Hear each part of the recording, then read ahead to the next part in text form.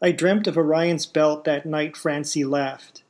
I pictured the three shining stars in a clear night sky and dreamt that they were close enough for me to touch and pull down.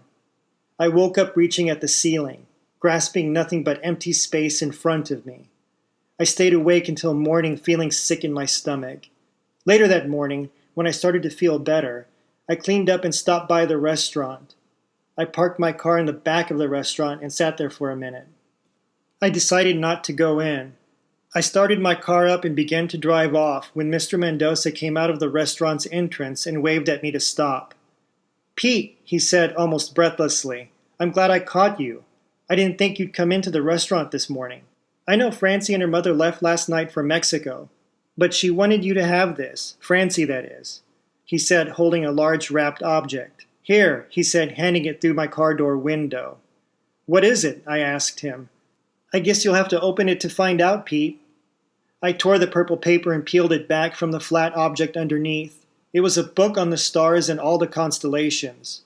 I held it in my hands for a few seconds and said, "I told her how much I love to look at the stars at night, Mr. M." "I'm going back inside. Why don't you come in with me, Pete?" he asked imploringly.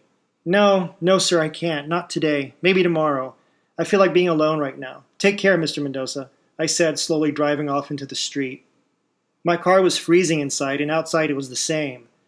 Another late winter in Canania, I thought to myself. All the way home I couldn't think about anything but Francie. I looked down at the book lying on the passenger's seat. Perhaps I would read it one day, but not right now.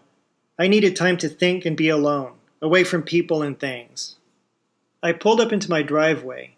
The inside of the house was so cold that I turned on my 3 electric heaters and fell down on my bed like an intoxicated man overcome by his own drunken stupor.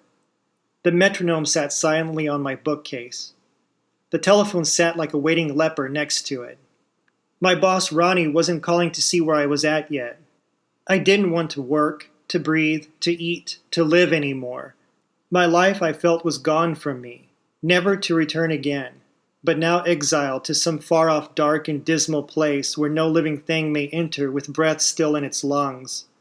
I had forgotten that I had brought Francie's gift in with me, so I started to roughly flip through the pages of the book, glancing at the color photographs and stenciled renderings. I fell asleep with my hand on the page depicting the constellation of Orion.